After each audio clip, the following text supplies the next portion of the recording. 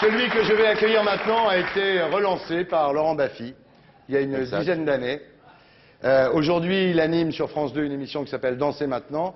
Il sort un disque qui s'appelle Danser maintenant. On va danser maintenant avec Dave.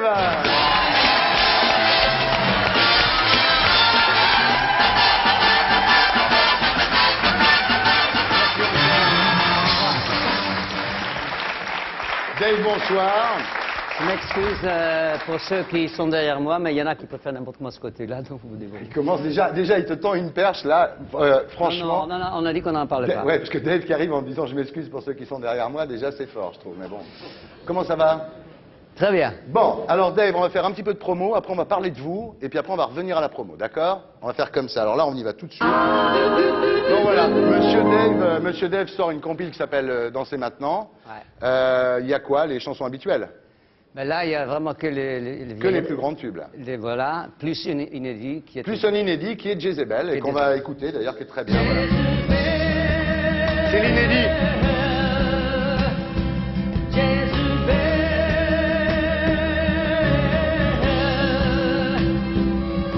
Ce démon qui brûle mon cœur, cet ange qui sèche mes pleurs, C'est pas très dansant. c'est toi.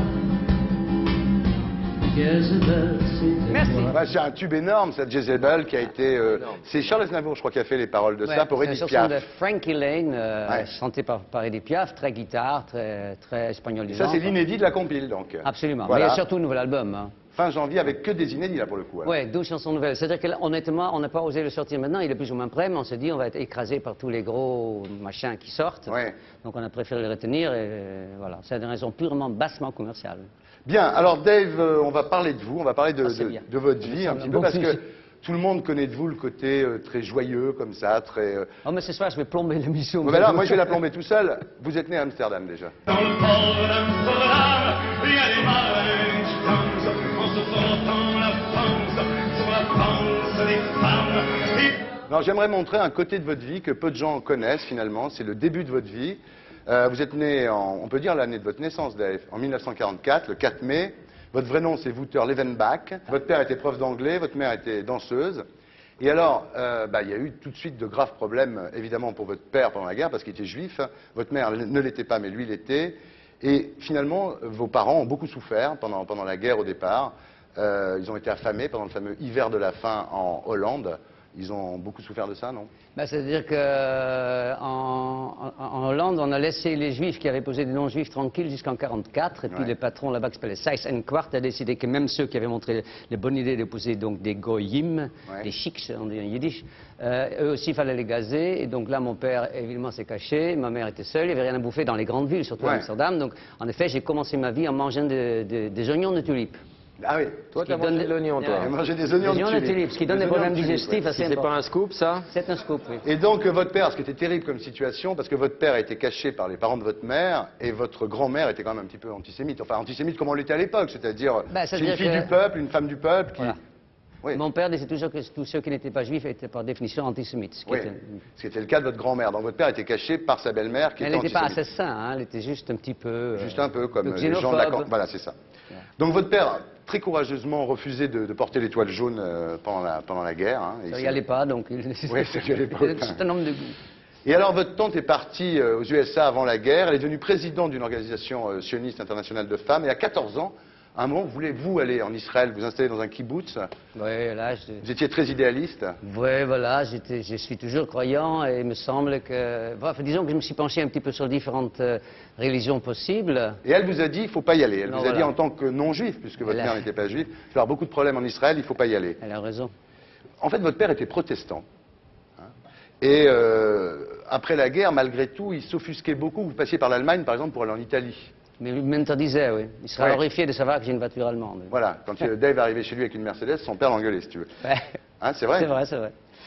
Votre mère aussi était très méfiante, parce que même très longtemps après la guerre, elle parlait des boches, enfin des muffins, comme on dit en hollandais, en baissant les yeux comme ça. Ma baisse, on la voit surtout les regards autour d'elle, oui. Elle regardait autour d'elle, oui. Et alors à 4 ans, votre père étant protestant, vous allez à l'école du dimanche, comme chez les protestants, hein, c'est une sorte de catéchisme.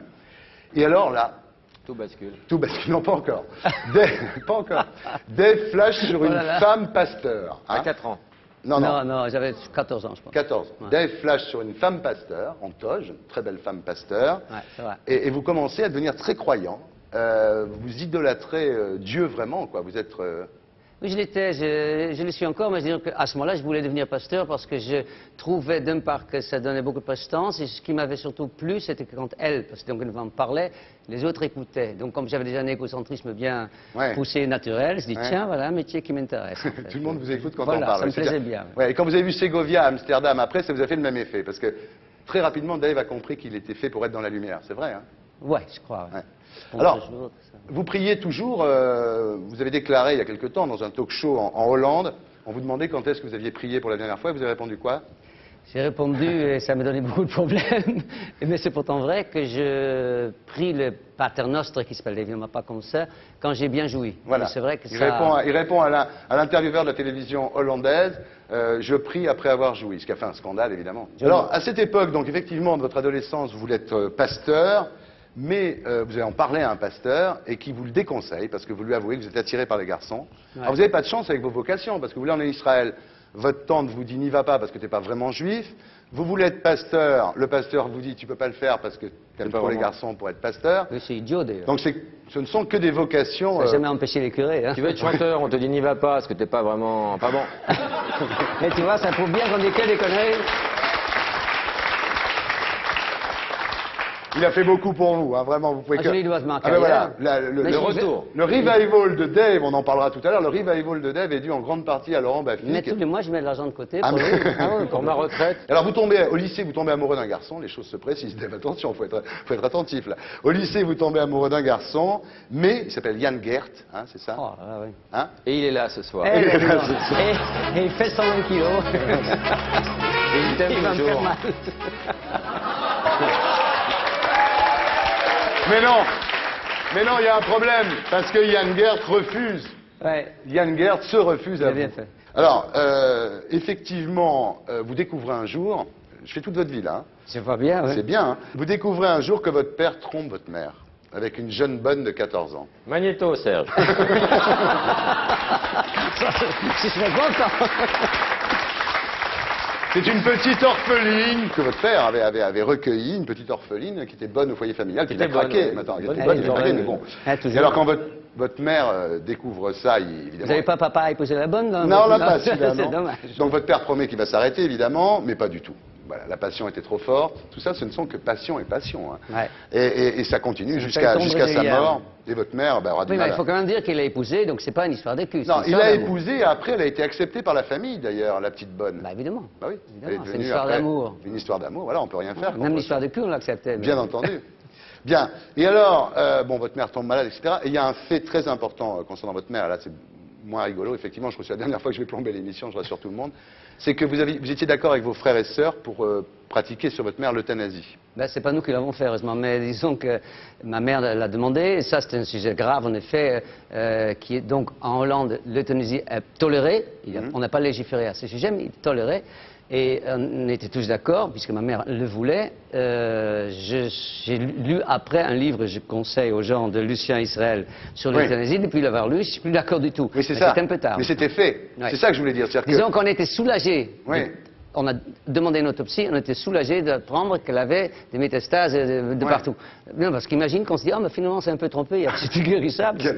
Non, c'est mon Mais alors, quand vous avez lu le livre du professeur Israël, vous vous êtes dit finalement, pourquoi. Alors, qu'est-ce qu'il y avait dans ce bouquin qui vous a fait dire que vous avez peut-être eu tort de laisser euthanasier votre mère? C'est trop personnel, mais disons que je ne vais pas parler de moi, de ce que j'ai vécu, parce que vraiment ça me regarde. Par contre, en général, si vous voulez, c'est pour expliquer aux gens ce que ça peut donner comme vice.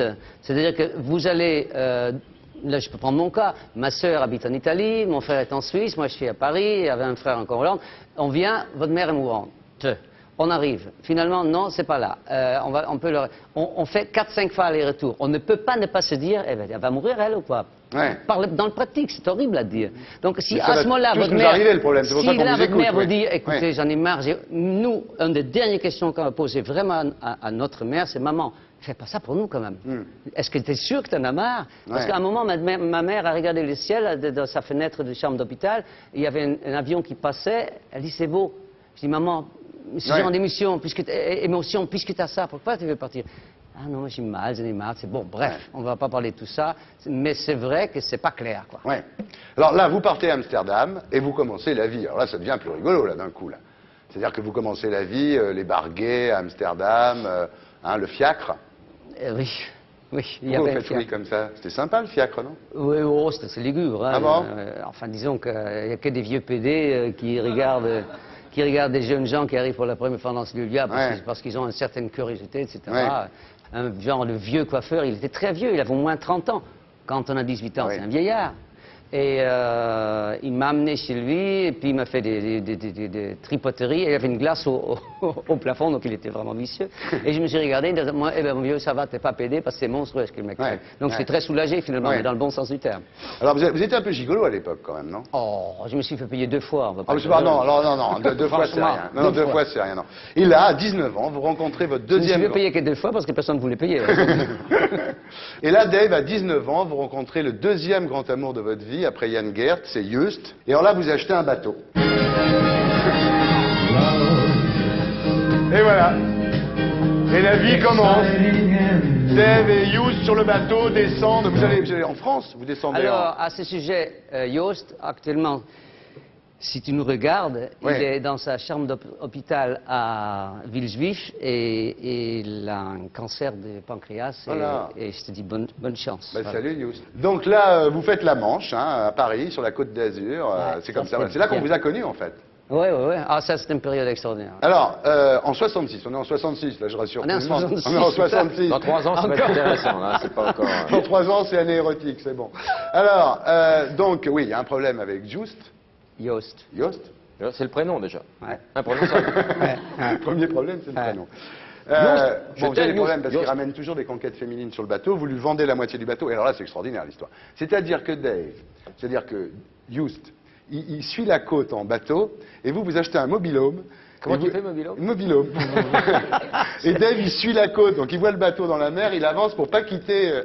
Eh ouais. C'est beau comme histoire. Eh oui, c'est beau. Ça se termine comme tout doit se terminer. Et puis après, bon, on termine. Après, vous rencontrerez un jour le troisième homme de votre vie, et celui-là, c'est le bon. Vous êtes toujours avec lui. Arrêtez Ouais. de parler de moi, Hein c'est très bien. Alors, si, il y a un truc rigolo. Dave découvre Marseille, donc vous découvrez Marseille, le Hollandais qui descend à Marseille, et vous vous jouez comme ça de la guitare dans un bar gay, le Paradou, qui appartient à la femme de Mémé Guérini. Parce que ce qu'il faut savoir, c'est qu'à cette époque, Dave était ami de la femme de Mémé T'as Guérini. toujours été proche des milieux, finalement. Ouais. C'est pas fini. Alors, il y avait vous fréquentiez les voyous, les putes, les GI. Attention dans la rue. Ouais. C'est un monde totalement Et marginal. là, ce qui est extraordinaire, c'est qu'il y a une petite pute eurasienne qui s'appelle Oh. Minouche. Ah oui, c'est vrai. Et cette Minouche Dirige aujourd'hui France 2. Et c'est une chanson que t'aimes bien, mais là, t'exagères. Et cette Minouche, petite pute eurasienne, elle tombe amoureuse de vous, elle vous propose d'être son Mac. C'est extraordinaire cette histoire. Ouais. Alors évidemment, c'est vrai non? Oui, c'est vrai. Mais j'ai pas voulu. Je trouve ça trop dangereux. J'ai toujours préféré être chanteur n'importe comment. Ouais, Gagner bah, sa vie avec ça et pas avec ça, ça m'a Et les hommes de Mémé Guérini, donc vraiment les truands marseillais, lui disent attends, Dave, nous on veut bien que tu sois Mac, mais il faut que tu arrêtes de chanter parce que les Macs chantants, c'est Ouais, pas c'est notre vrai. truc, voilà. Et puis après, voilà, bon, puis après vous rencontrez Eddie Barclay, qui vous signe en 5 minutes, dès qu'il vous a entendu. Et puis voilà, et puis la carrière qu'on connaît. Ce serait trop beau, ce serait trop beau de ne trouver rien qu'une fois. Loin de toi, je me demande pourquoi ma vie ressemble à une terre brûlée. Mais quand l'amour prend ses distances, un seul être vous manque et tout est dépassé. J'adore quand il fait wap, comment vous faites? Ah oui, ça. Il y a un petit wap, il y a un petit wap Ah à oui, faire. sur hein. scène, il faut se détendre. Didier. Oh Laura, mon cœur est malade, toi seul peux me guérir. Oh Laura, mon cœur est malade, si tu veux me soigner, tu n'as qu'un mot à dire. J'irais bien refaire un tour du côté de chez soi, revoir mon premier amour qui me donnait rendez-vous sous le chêne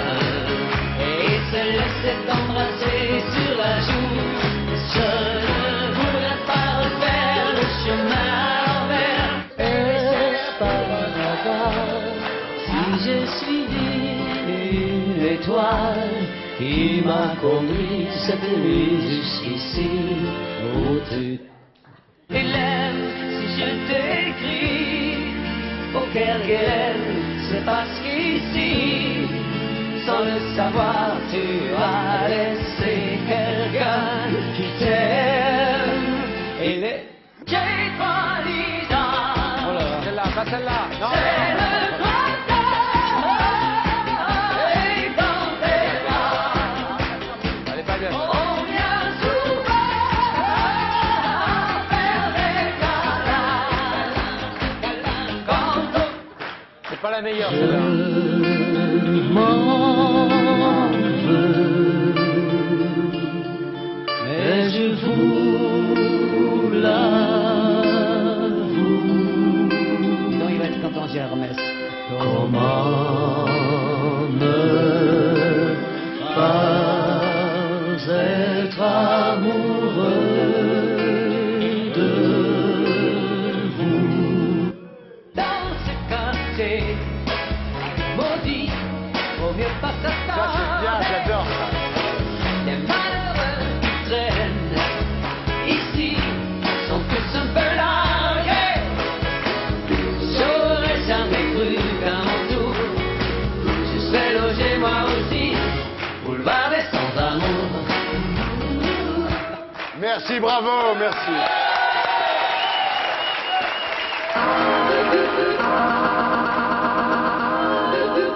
Il m'a dit de pas le faire. Alors, posez votre Mais micro. c'est Buffy qui m'a dit de pas le faire. Vous pouvez poser votre micro main maintenant. Oui, c'est vrai. Ah, C'est bien. vrai. Romain, il a du mal à poser le micro-main quand Mais même. hein. c'est-à-dire que dans Danser maintenant, j'ai un micro comme ça tout le long. Bien Ouais. sûr. Eh oui, Danser maintenant, émission de Tous télé, les France soirs. 2.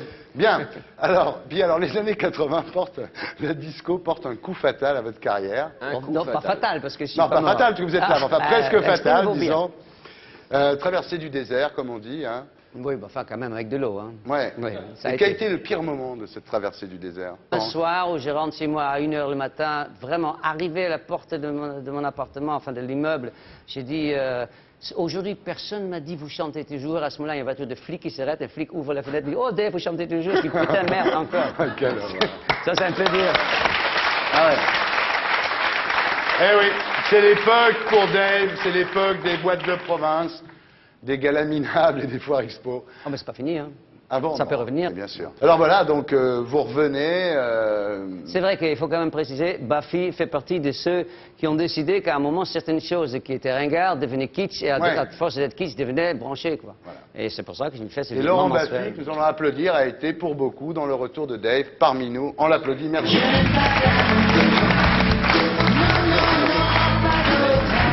Maintenant, vous le savez, c'est à cause de Laurent Non, mais il faut- qu'on a toujours Dave. Faut expliquer comment ça s'est passé. C'est-à-dire que Ouais. moi, je parlais tout le temps de Dave, Ouais. et un jour, tu m'as dit, Laurent, pourquoi tu parles de Dave? Je t'ai dit, attends, si je le fais pas, qui va le faire? Oui, c'est vrai. Et un jour, ça t'a amusé d'inviter Dave, et Dave voilà. a été brillant. Et voilà. Et puis, il a été bon à nouveau, et sa carrière a redémarré. Tu me dois tout. Je m'en rends bien compte. Et je ne te demande que 10%, c'est très raisonnable. Tout à fait honnête. Dave, merci.